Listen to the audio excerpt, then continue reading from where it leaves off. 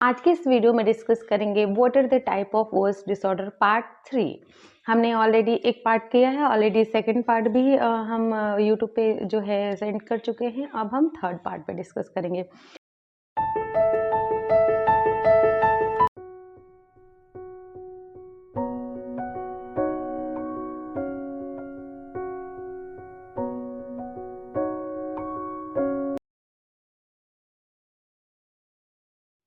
Hi everyone, welcome back to my YouTube channel. मैं हूं Shivani, speech language pathologist. आज मैं हाजिर हूं एक नई इन्फॉर्मेशन के साथ। आई होप कि आपको पसंद आए। आज के इस वीडियो में डिस्कस करेंगे what are the type of voice disorder part 3। हमने ऑलरेडी एक पार्ट किया है, ऑलरेडी सेकंड पार्ट भी हम यूट्यूब पे जो है सेंड कर चुके हैं। अब हम थर्ड पार्ट पे डिस्कस करेंगे। इसमें क्या है कि हमने कुछ वॉइस डिसऑर्डर को ये पार्ट वाइज डिस्क्राइब किया है। इससे पहले मैं रिक्वेस्ट करूंगी कि आप इसकी एनाटॉमी को देखिए कि वोकल फोल्ड की एनाटॉमी क्या होती है, यानी कि जो आवाज़ की समस्याएं होती हैं, तो पहले आप उसके स्ट्रक्चर को समझेंगे, तब आप उसकी समस्याओं को अच्छे तरीके से कोरिलेट कर पाएंगे।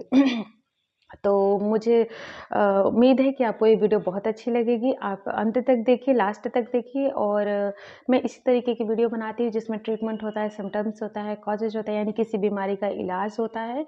तो प्लीज़ आप इस वीडियो को अंत तक देखिए, और इस वीडियो से आपको बहुत सारे और भी वॉइस डिसऑर्डर के बारे में इंफॉर्मेशन मिलेगी। तरह तरह के नए वॉइस डिसऑर्डर के बारे में आप जानेंगे।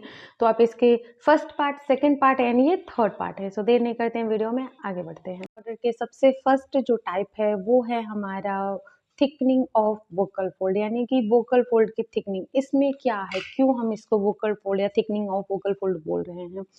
जस्ट बिकॉज कि किसी भी जो वोकल फोल्ड है, वोकल फोल्ड में कोई भी एडिमा होना, इन्फ्लेमेशन होना, इन्फ्लेमेटरी होना, कोई रिएक्शन होना, किसी भी पॉलिप का होना, निडल का होना, एडिमा होना, स्वेलिंग होना, यानी कि ये छोटे छोटे टर्म्स हैं जो कि हमारे वोकल फोल्ड में होते हैं। तो ये किसी भी टर्म्स का होना और वो कितने टाइम तक चल रहा है, तो ये जो होता है द ग्लॉटिकल इमेज, द ग्लॉट सबसे फर्स्ट हम डिस्कस करते हैं थिकनिंग ऑफ वोकल फोल्ड। क्या मतलब होता है इसका?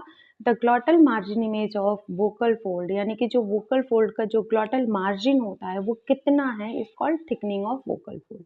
यानी कि कितना मार्जिन है, क्या है, इसे हम थिकनिंग ऑफ वोकल फोल्ड बोलते हैं। जो ग्लॉटल इमेज की मार्जिन जो होती है वो कितनी है, क्या है, जो हमारा ये होगा वोकल फोल्ड की थिकनिंग। क्यों होता है? सबसे पहले हमारे वोकल फोल्ड में किसी भी चीज़ का इन्फ्लेमेशन रिएक्शन होना, कोई इन्फ्लेमेटरी प्रॉब्लम हो गई, कोई पॉलिप हो गया, कोई नोड्यूल हो गया, कोई सिस्ट हो गया, कोई भी एडिमा हो गया, स्वेलिंग हो गया, कोई भी इस तरह की छोटी-छोटी सी मैंने चीज़ें बताई, इनमें से कुछ किसी भी चीज़ का होना और वो लंबे समय तक चलना, उसकी वजह से क्या दिक्कतें हो रही हैं, वोकल फ़ोल्ड में क्या हो रहा है। तो ये जो चीज़ें हैं, जो छोटी-छोटी मैंने बताया, तो इन सब चीज़ों के होने से हमारा जो वोकल फ़ोल्ड है, वो प्रॉपर वर्क नहीं कर पाता, प्रॉपर फंक्शन नहीं कर पाता है, जिसकी वजह से कि हमको वॉइस डिसऑर्डर की प्रॉब्लम होती है। इसमें कैसे हम डिसाइड करेंगे? देखिए, जो ग्लॉटल मार्जिन है या जो वोकल फ़ोल्ड की जो मार्जिन है, लेंथ है, उसमें जो हमारा सॉलिंग है वो कितना पार्ट को कवर कर रहा है, ये भी काफ़ी मैटर करता है। हाफ वोकल फ़ोल्ड में प्रॉब्लम है, थोड़े में है, वोकल फ़ोल्ड के 1 पार्ट में है, वोकल फ़ोल्ड के 1/3 पार्ट में है, या वोकल फ़ोल्ड के हाफ पार्ट में है। ये डिपेंड करता है कि पेशेंट की सिवियरिटी कितनी है और वोकल फ़ोल्ड के किन एरिया में और कितना एरिया कवर कर रहा है ये प्रॉब्लम। तो ये हमारी जो प्रॉब्लम है ये वोकल फ़ोल्ड से रिलेटेड इतनी सारी है। इसमें 2 टाइप की होती है। फर्स्ट होता है कि एक नॉर्मल पॉलिप न्यूड्यूल ऐसे हो गया और वो आप थोड़ा-सा ध्यान दिए, थोड़ा-सा कुछ मेडिसिन लिए तो ठीक हो गया। यानी कि वो तुरंत स्वेलिंग हो गया, पॉलिप हो गया, न्यूड्यूल हो गया, ये कुछ टाइम से अपने आप ठीक हो जाते हैं, थोड़ी बहुत मेडिसिन ले ली तो ठीक हो गया। इसमें कुछ जो होते हैं वो डेंजरस होते हैं, जो कि क्रॉनिक होते हैं, वो लंबे समय तक चलते हैं, तो उसके जो ट्रीटमेंट है वो अच्छे तरीके से करना होता है। अब हम बात करते हैं फ़ोनेशन ब्रेक। क्या होता है फ़ोनेशन ब्रेक? फ़ोनेशन ब्रेक होता है वो टेम्परेरी वॉइस डिसऑर्डर है या लॉस ऑफ वॉइस होता है, जो कि पर्टिकुलर किसी वर्ड में आपकी वॉइस नहीं रहेगी, किसी सेंटेंस में रह नहीं रहेगी, कोई आप लंबी लाइन से बात करें, कोई एक सेंटेंस में बात करें उसमें नहीं रहेगा, कोई फेज़ में नहीं रहेगा, तो जस्ट बिकॉज़ कि लॉस ऑफ वर्ड्स, वॉइस, कुछ-कुछ जगहों पे आपकी आवाज़ जो है वो नहीं रहेगी, ये हमारा होता है फ़ोनेशन ब्रेक। थर्ड हम बात करते हैं लैरिंजेक्टोमी। ये एक कंडीशन है, कब होती है, क्यों होती है, उसके बारे में भी मैं इंक्लूड करूँगी इस वीडियो में। लैरिंजेक्टोमी का मतलब होता है टोटल रिमूव ऑफ लैरिंग्स, यानी कि जो हमारा लैरिंग्स जो पार्ट है, लैरिंग्स को हम वॉइस बॉक्स में बोलते हैं, जिससे हमारी आवाज़ निकलती है। सम कंडीशन में इस वॉइस बॉक्स को हमें निकालना पड़ता है, यानी कि लैरिंग्स को सर्जरी के थ्रू निकालना पड़ता है। लैरिंग्स क्या करता है, एस्पिरेशन, एयरवे, इन सबको प्रोटेक्ट करता है, हमारे जो साउंड है उसको प्रोड्यूस करने में हेल्प करता है। बहुत सारी चीज़ें जो हैं लैरिंग्स करते हैं। लैरिंग्स का फंक्शन है अपना, जो कि सेपरेट वीडियो में है।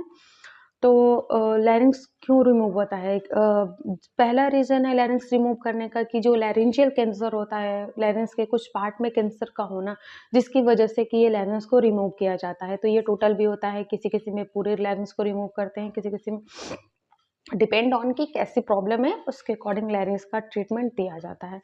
तो हमने एक वीडियो बनाया है जिसमें हमने फर्स्ट बोला what are the type of voice disorder part 1, जिसमें हमने कुछ वॉइस डिसऑर्डर के पार्ट को कवर किया। सेकंड पार्ट में भी हमने आई थिंक 5 या 6 वॉइस डिसऑर्डर को कवर किया। थर्ड में भी हमने मेजरली कुछ जो है वो डिस्कस कर चुके हैं हम।